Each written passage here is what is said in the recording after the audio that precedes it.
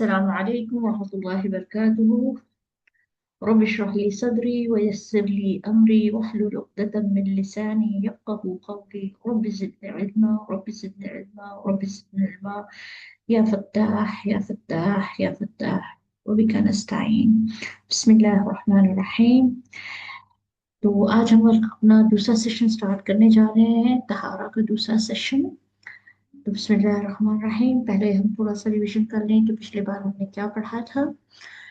طہارہ کا ہم نے پڑھا تھا کہ طہارہ کہتے کس کو ہیں۔ طہارہ کا مطلب پاکیزگی یعنی صفائی حاصل کرنا، اور یہ تین اقسام کی ہوتی ہے: طہارت جسمانی، طہارت مکانی اور طہارت قلبی۔ ہم یہ کورس سیکھ رہے ہیں، یہ علم حاصل کر رہے ہیں، اس کا مین مقصد کیا ہے؟ دیکھیں اپنی نیتیں درست رکھیں، ورنہ سیکھنے کا فائدہ ہی کوئی نہیں ہے۔ ہم یہ اس لیے نہیں سیکھ رہے ہیں کہ ہم عالمہ بن جائیں، یا ہم یہ کہ ہم دوسروں پہ جتا سکیں کہ ہمیں معلوم ہے تمہیں نہیں معلوم ہے، بلکہ ہم یہ اس لیے سیکھ رہے ہیں تاکہ ہم اپنی نماز درست کریں۔ جو نماز ایک ہمارا دین کا اہم ترین رکن ہے، الصلاۃ عماد الدین، دین کا اہم رکن ہے، اس میں غلطی نہ ہو، وہ صحیح سے ادا ہو، اور اس کے لیے طہارہ بیس ہے۔ تو اسی لیے ہم طہارہ کا علم حاصل کر رہے ہیں۔ اللہ تعالیٰ ہمارے لیے آسانیاں کرے، اللہ ہمارے قلبوں کو کھول دے، اللہ ہم کو بہترین سیکھنے اور سکھانے والوں میں شامل فرمائے۔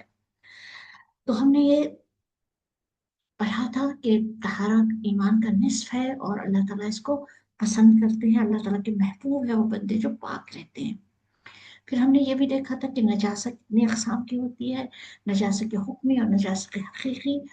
اور نجاست حکمی میں حدث اکبر اور حدث اصغر، کس میں وضو لازم ہوتا ہے اور کس میں غسل لازم ہوتا ہے۔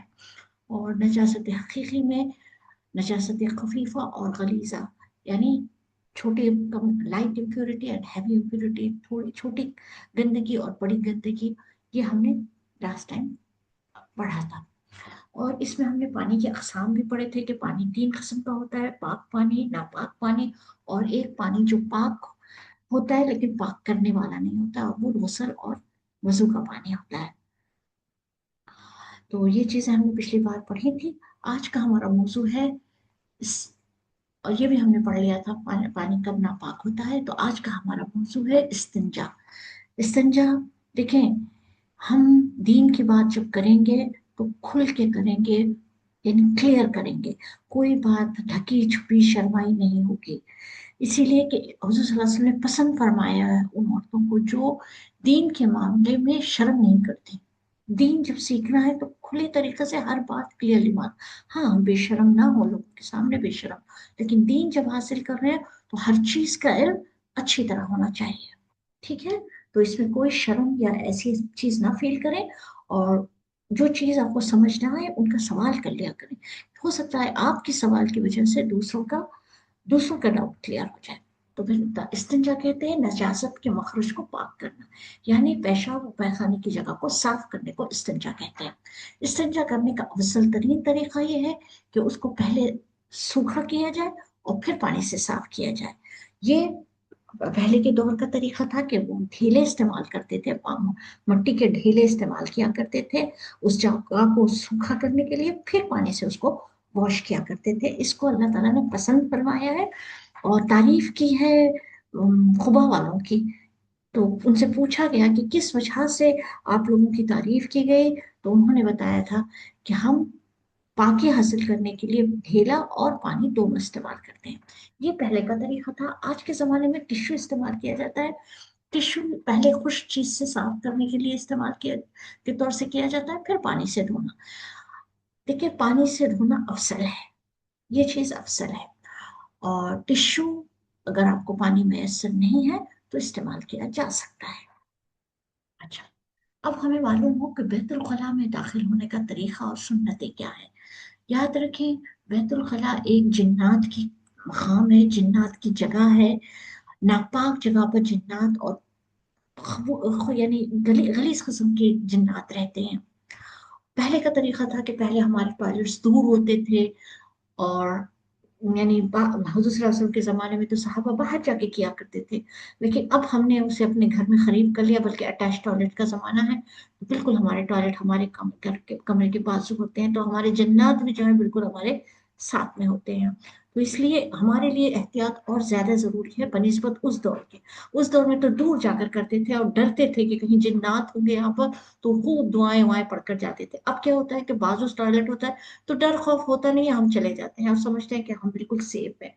देखिए हुजूर सल्लल्लाहु अलैहि वसल्लम ने हम पर बहुत बड़ा करम किया है कि हमें ये तरीका सिखा दिया है। आपको नहीं पता आपके अतराफ कितनी गलीज मखलूक है, कितनी गलाजतें हैं, कितनी गंदगी है।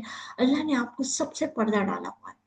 जैसे नौमान अली खान कहते हैं कि अगर आपको ये पता चल जाए कि जो आपने फोन पकड़ा हुआ है उसके अतराफ कितने बैक्टीरियाज हैं और कितनी जरासीम उनको फैली हुई है, तो आप उसको पकड़ना ना पसंद करें। अल्लाह ने गफलत का पर्दा डाला हुआ है, गैब का पर्दा डाला हुआ है कि आप सुकून से जी रहे हैं। इसी तरह अगर हमारे सामने वो दूसरी मखलूक खुल जाए, जिन्नात वगैरह की मखलूक खुल जाए, तो हम जी ना सके। अल्लाह ताला ने गैब का पर्दा डाला हुआ है, लेकिन अल्लाह ने बता दिया है कि वो लोग तुमको वहां से देखते हैं जहां से तुम उन्हें नहीं देख सकते। हम उन्हें नहीं देख सकते लेकिन वो हमें देखते हैं। तो इस चीज के लिए बहुत एहतियात रखें। देखिए जिन्नात हमें क्या तकलीफ पहुंचा सकते हैं जब हम जिन उनके ख्वाबों में आ जाते हैं। तो आपको पता है कि जो जिन लोगों को जिन पोजेस कर लेता है, तो अक्सर यही वजूहत होती हैं, गंदगी और ऐसी जगहों पर जाने की वजूहत होती है, और उसके बाद उनकी क्या हरकत होती है आप लोगों को इसका वजह बखूबी अंदाजा होगा। तो इसीलिए हुजूर सल्लल्लाहु अलैहि वसल्लम ने क्या फरमाया कि बैतुल खला में जाने के वक्त दुआ पढ़ा करो। और ये दुआ ऐसा है कि आपके और उन जिन्नात के बीच में एक पर्दा हायल कर देती है, फिर वो आपको देख नहीं सकते। अगर वो देखते हैं आपको बैतुल खला में, तो कहा जाता है कि वो आपके प्राइवेट पार्ट से खेलते हैं, आपको नहीं पता चलता। और फिर यही वजह होती है कि आजकल के दौर में कई ऐसी ऐसी बीमारियां जो पहले के दौर में नहीं थी, आज है। क्यों है? ये इन्हीं वजूहात से है, इन्हीं वजूहात से। अगर हम इसमें पाकी हासिल रखें और इसमें एहतमाम रखें सुन्नत का, तो इंशाल्लाह हम बहुत सी चीज़ों से बच सकते हैं। खुसूसन अपने और बच्चों को छोटेपन से आदत डालें और सुन्नत के तरीके पर चलने की तौफीक अता करे। अल्लाह हम सबको तौफीक अता करे। सुन्नत के बारे में एक बात भी बोलती चलूँ मैं, क्योंकि अभी मैंने आपको पिछली पिछली क्लास में बताया था कि फ़र्ज क्या है, सुन्नत क्या है, मुस्तहब क्या है, सुन्नत मौक़िदा क्या है। ये सारी तफसीलात आपको पिछली क्लास में बताई गई थी। ये क्लास में बताने का मकसद ये था कि आपको मालूम हो। लेकिन सुन्नत के बारे में मैं एक बात कहना चाहूंगी, सुन्नत को पकड़ ले। फर्ज तो खैर छूटने की बात ही नहीं है, फर्ज तो लाजिम है, फर्ज तो हमारा हमें हमें हम पर लाजिम है, उसकी हमसे पूछ है। सुन्नत को हम इजी लेते हैं। कैसे हम सुन्नत को इजी ले सकते हैं जबकि वो हमारे नबी का तरीका है? कैसे हम इसको छोड़ सकते हैं? वो नबी जो हमारा वजूद भी नहीं था, आज से 14 साल पहले, हम 1400 साल पहले हम कहाँ थे? हमारा क्या वजूद था? हमारे लिए सजदों में पढ़ पढ़ के दुआएं की, हमारे लिए रोते रहे, मेरी उम्मत, मेरी उम्मत। इतना रोते थे कि अल्लाह ताला फरिश्ते को भेजते, पूछो क्या वजह है, क्यों इतना रो रहा है? तो कहते मेरी उम्मत। तमाम अंबिया ने अपनी एक दुआ जो है, अंबिया की ऐसी होती है जो कबूल होती है। तो आप सल्लल्लाहु अलैहि वसल्लम ने फरमाया मैंने वो दुआ अपनी उम्मत के लिए आखिरत के लिए उठा रखी है, कि क़यामत के दिन, जैसे अल्लाह ताला ने कुरान में फरमाया सूरह दुहा में, वला सौफ यरदा, अनकरीब आप राजी हो जाएंगे। तो हुजूर सल्लल्लाहु अलैहि वसल्लम फरमाते हैं मैं हरगिज राजी नहीं होऊंगा जब तक कि मेरा एक उम्मती भी दोजख में होगा। ऐसे नबी का तरीका, ऐसे नबी की चीज। और फिर अल्लाह ताला ने क्या फरमाया है कि सुन्नत इतनी अहम है कि कुल इन कुंतुम तुहिब्बूनल्लाह फत्तबिऊनी युहबिब लकुम रब्बुकुम व यगफिर लकुम ज़ुनूबकुम। यानी अगर तुम ये मुझसे मोहब्बत करते हो, अल्लाह से मोहब्बत करते हो, तो मेरे नबी की इत्तिबा करो। इत्तिबा यानी जैसे वो करते थे, जो कुछ वो करते थे, यानी जैसे उठते थे, जैसे बैठते थे, जैसे खाते थे, जैसे पीते थे, जो पसंद करते थे, जो नापसंद, तुम वैसे बन जाओ, तो मैं तुमसे मोहब्बत करने लगूंगा, मैं तुम्हारे तमाम गुनाह माफ कर दूंगा। कितनी बड़ी बात अल्लाह ताला ने फरमाई है। तो सुन्नत ऐसी चीज है जिसकी खजा नहीं है। आपकी फर्ज छूट जाती है, आप खजा पढ़ लेते हैं, सुन्नत छूट जाती है तो उसकी खजा नहीं हो। तो इसीलिए चाहे वो इबादत में हो, चाहे तरीके में हो, चाहे जिस चीज में हो, सुन्नत को पकड़ के रखें। क्योंकि हुजूर सल्लल्लाहु अलैहि वसल्लम ने फरमाया मेरे बाद तुम कसीर इख्तिलाफ देखोगे, लेकिन जो मैं तुम में दो चीजें छोड़े जा रहा हूँ, सुन्नत और अल्लाह की किताब, इन दो को पकड़े रहोगे तो कभी नहीं भटकोगे। कोशिश करें कि सुन्नत में जो कुछ भी तरीका है, जिस जिस चीज में सुन्नत का तरीका मालूम है, उसको लाजिमन फॉलो करें। अब इसमें बैतुल खला की सुन्नत यह है कि आप बाएं पैर से दाखिल, अनइंटेंशनली हम राइट पैर से दाखिल हो जाते हैं, क्या होता है, क्या हुआ, एक सुन्नत आपने छोड़ दी। सोचिए आप, इतनी छोटी सी चीज हम नहीं कर सकते कि जब हम टॉयलेट में जाएं तो बाएं पैर से दाखिल हो और दुआ पढ़े, अल्लाहुम्मा इन्नी औज़ु बिका मिनल खुब्सि वल खबाइस। जब हम सुन्नत की दुआ पढ़ते हैं तो हमारा रिलेशन दो तरफ हो जाता है, एक हम अल्लाह से जुड़ जाते हैं और एक नबी से जुड़ जाते हैं। सुभान अल्लाह। और बैतुल खला से निकलने का तरीका ये है कि दाएं पैर निकालें पहले और दुआ पढ़े, गुफरानक अल्हम्दुलिल्लाहिल्लज़ी अज़हब अन्निल अज़ा व आफ़ानी। ये दुआएं लिख कर दीवारों पर लगा दें। अगर इतनी बड़ी दुआ नहीं आता तो कम से कम गुफरान का जरूर कहा करें। और क़ज़ाए हाजात के लिए कभी भी किबले के रुख बैठकर ना करें, क्योंकि ये मकरूह तहरीमी है। सुभान अल्लाह। आगे चलते हैं। नमाज के सही होने के लिए लाजमी है कि मुंदरजिल निजात से पाक हो। यानी हम ये सीख रहे हैं तहारा का सारा कोर्स किस लिए, ताकि हमारी नमाज बेहतर हो।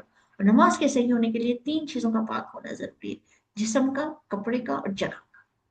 नजाकत की कुछ मकदार माफ है और उसके साथ नमाज जायज है। ये आपको अभी पिछली क्लास में हमने आपको बताया था, नजासत गलीजा और नजासत खफीफा।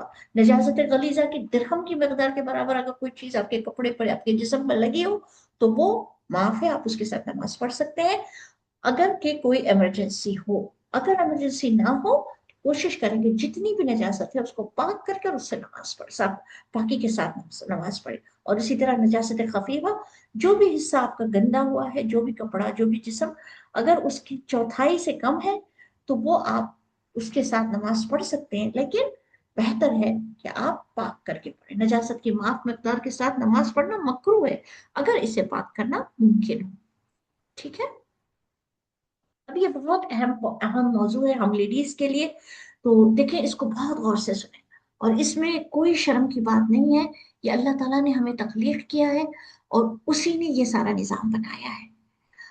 आप लोग सिर्फ इस चीज से वाकिफ होंगे कि हर लेडी जो यहाँ मेरी बात सुन रही हो, जो लड़कियां, जवान लड़कियां हैं वो ये बात सुन रही हो, तो वो समझ सकती हैं कि हमारे जिस्म से दो किस्म का मादा इखराज होता है, दो चीजें निकल, या तो खून हैज की शक्ल में, वो तो हम जानते हैं, वो हैज और निफास, हम इंशाल्लाह उसको बाद में पढ़ेंगे। दूसरा होता है वाइट डिस्चार्ज। वाइट डिस्चार्ज को अक्सर औरतें शर्म खाती हैं, इसके बारे में जानती नहीं है, इसके बारे में इल्म नहीं होता है, और इसकी वजह से कई वजह से उनके वजू नहीं होता है, वो नमाज पढ़ रही होती है, या उनका गुस्ल की जरूरत होती है, वो नमाज पढ़ रही होती है। तो इन चीजों का इल्म होना बहुत जरूरी है। इस वाइट डिस्चार्ज की तीन अकसाम है, ये बड़ा करम इसको बहुत अच्छी तरह सुने। तीन अकसाम है वाइट डिस्चार्ज जो हमको होता है, उसके तीन अकसाम है। एक मनी, दूसरा मजी, और तीसरा वदी। अभी मैं इसको आपको क्लियरली इसकी डिटेल्स आपको बता दूं। मनी, ये वो डिस्चार्ज है जो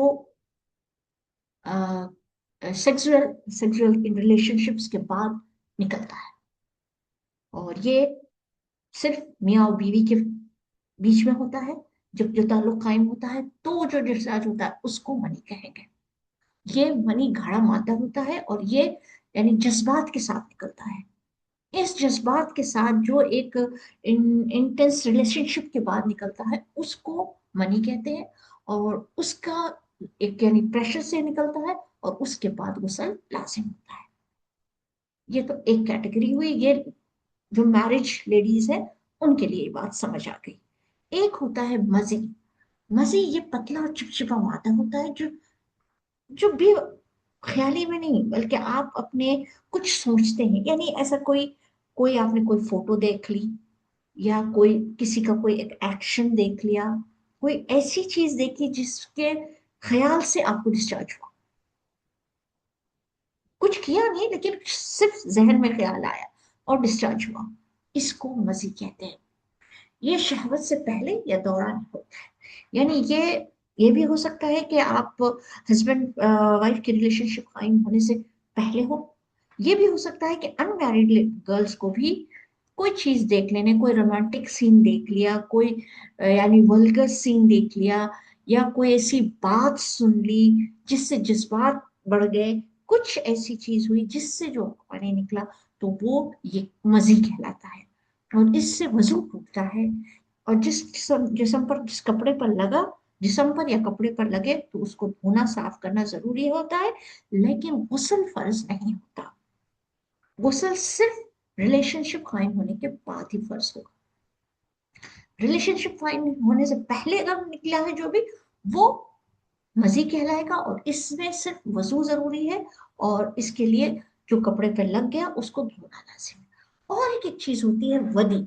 ये आमतौर पर मासूम लड़कियों के अंदर निकलती है, जैसे जवान हुई है, हाल हाल में जवान हुई है, अभी कुछ जानती भी नहीं है, लेकिन अपने आप को देखकर परेशान हो रही होती है कि जब उठती हैं तो पार्टी में अपने वेट वाइट डिस्चार्ज है, समझ नहीं आती है, अपने आप में शर्म महसूस करती है, किसी को बताती नहीं है, और बाज़ वक़्त उसी कपड़े के साथ नमाज भी पढ़ रही होती है।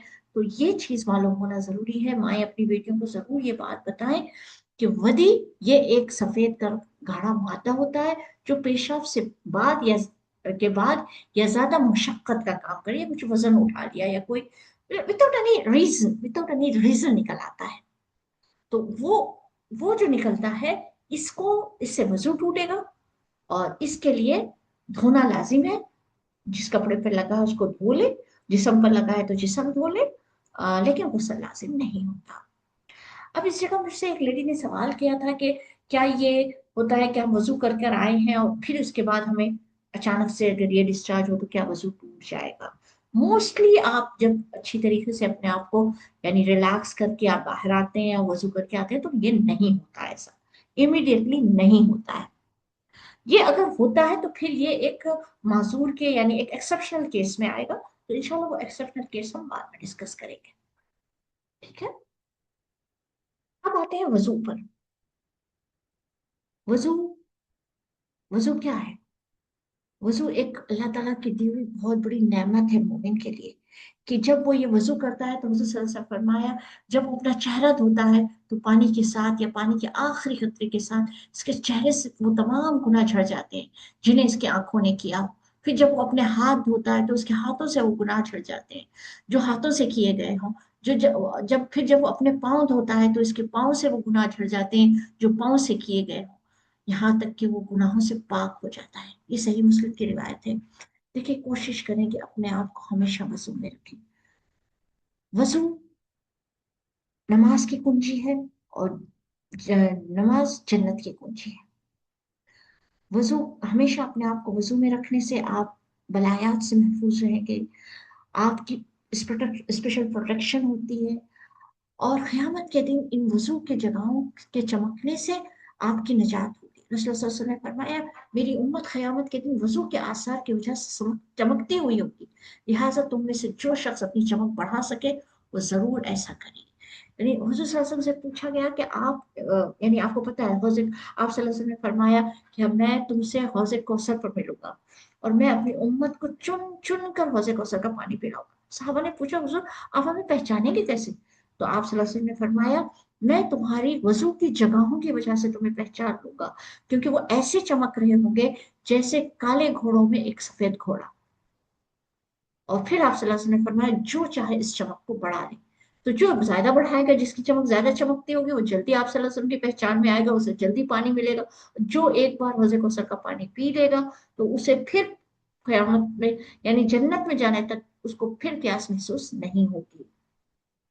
तो वजू के अहतमाम किया करें, और वजू के जरिए जन्नत की खुशखबरी दी गई। आप सल्लल्लाहु अलैहि वसल्लम ने फरमाया, जो मेरा तरीका यानी जो तरीका आपको बताया जाएगा इंशाल्लाह मुताबिक वजू करता है, फिर 2 रकअतें इस तरह नमाज पढ़ता है जो इसमें कोई दुनियावी बातें दिल में ना लाए, तो इसके पिछले गुनाह माफ कर दिए जाते हैं।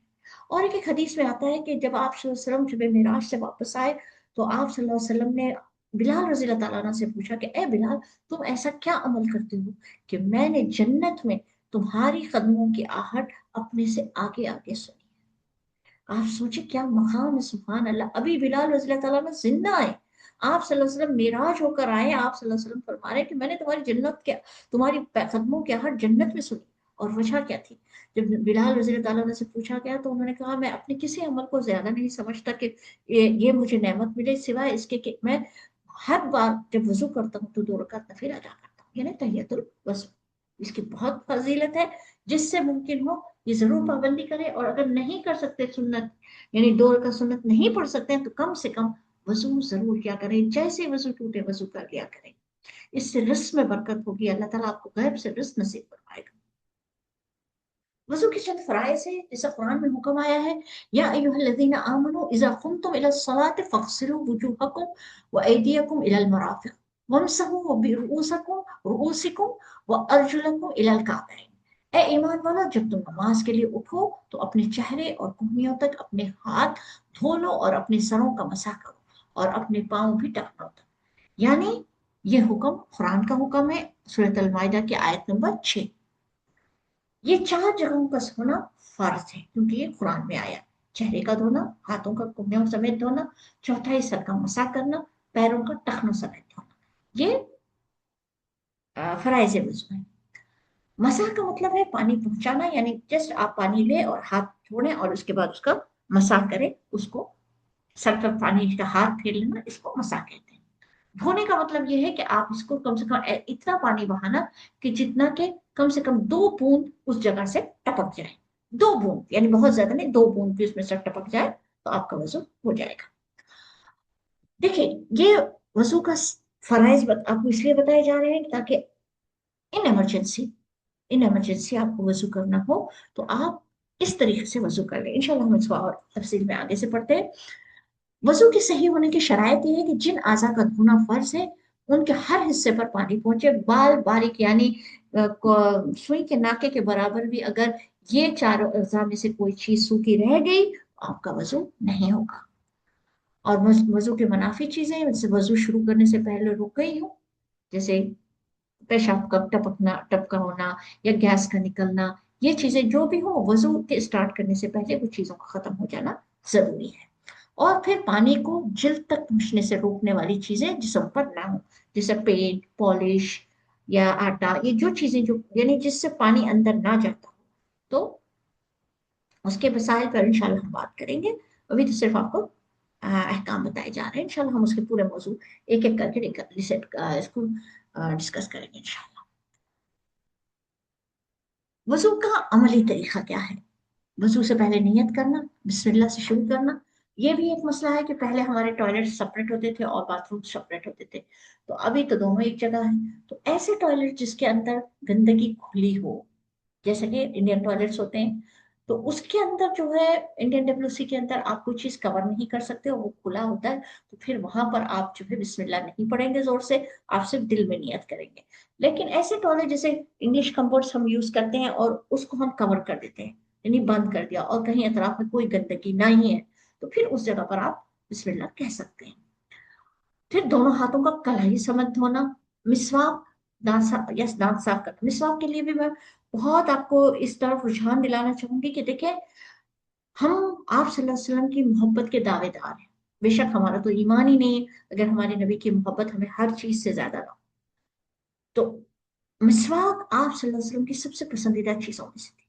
آپ صبح اٹھتے تو مسواک کرتے، وضو کرتے تو مسواک کرتے، گھر سے باہر جاتے تو مسواک کرتے، گھر سے آتے تو مسواک کرتے، یہاں تک کہ آپ کا آخری عمل، آپ کی وفات پانے سے پہلے آخری عمل آپ کا کیا تھا؟ وہ ہے مسواک۔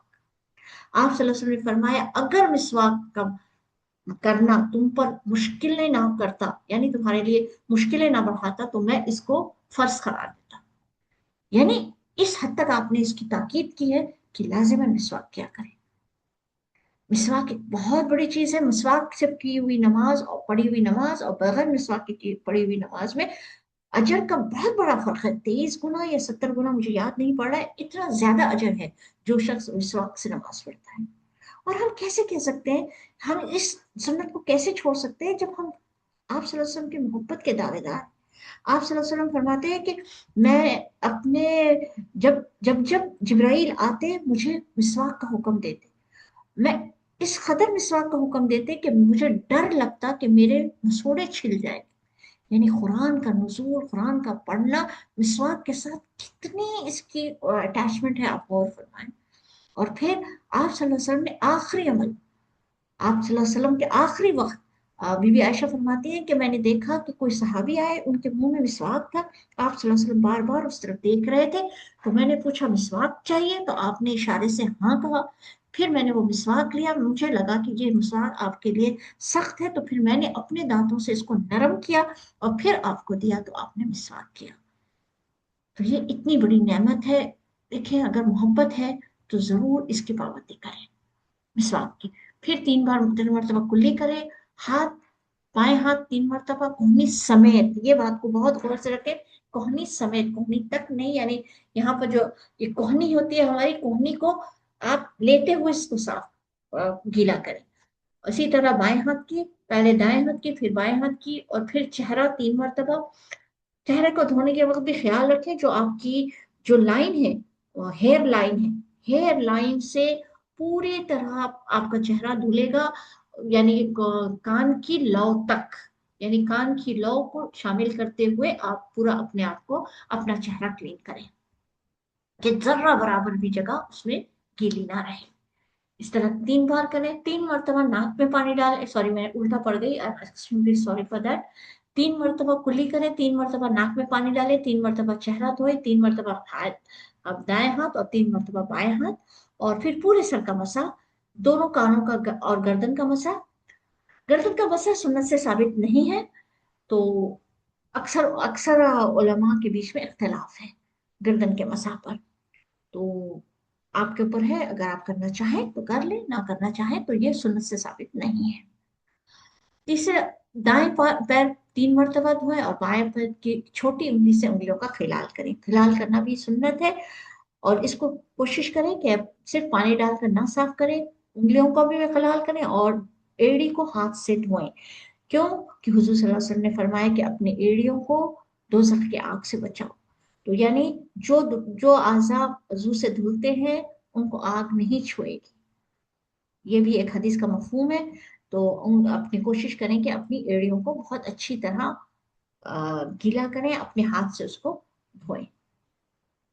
ये मैंने लिंक डाली है, जो इस वक्त मेरा वीडियो देख रहे हैं, तो इस वीडियो के लिंक के ऊपर अगर आप क्लिक करेंगे, यानी इसको सेव कर लें या इसको आप यूज करें, तो इंशाल्लाह आप वजू को सही तरीका देख सकते हैं। मैं इंशाल्लाह इसको अभी चलाने लगी हूँ। Just give me 1 minute.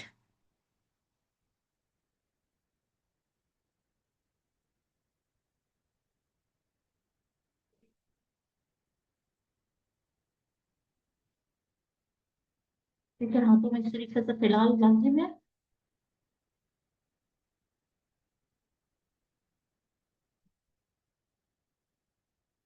जब आपको हाथ धोए तो हाथों में इस तरीके से फिलहाल कर कर धोए।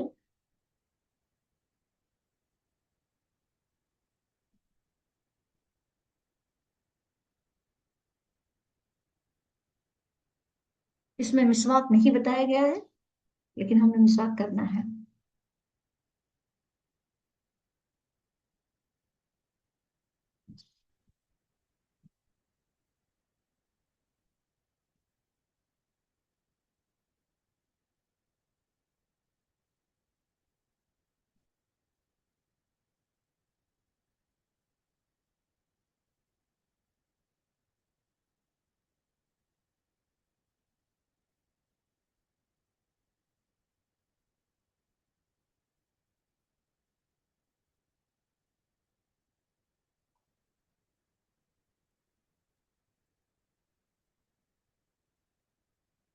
देखिए, चेहरा धोते वक्त पूरे चेहरे के बालों की जो लाइन है, हेयर लाइन है, उससे धोते हुए कान की लो तक आपके हाथ जाने चाहिए, और वहां तक पूरा आपका कान तक, वहां तक आपका पूरा चेहरा धुलना चाहिए।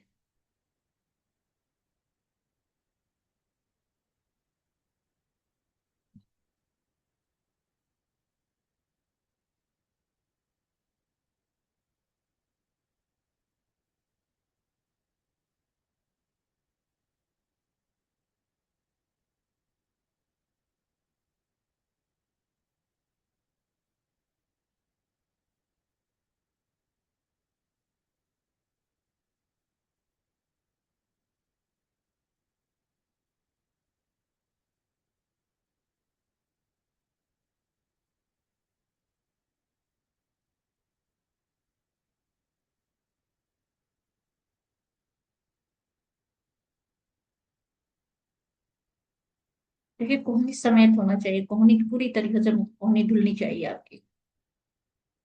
इसके बाद बसा, पानी झटक दे।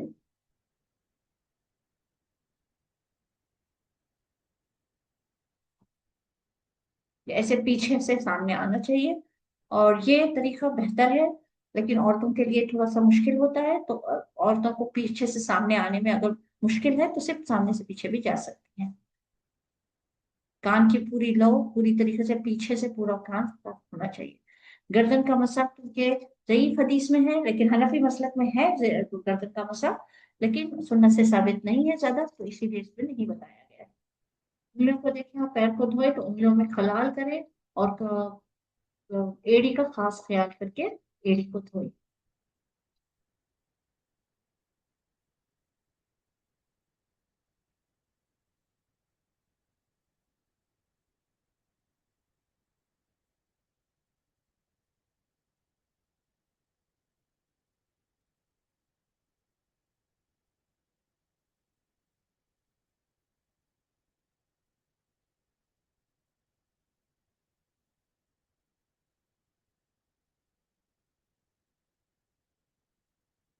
ये वजू के बाद की दुआ है।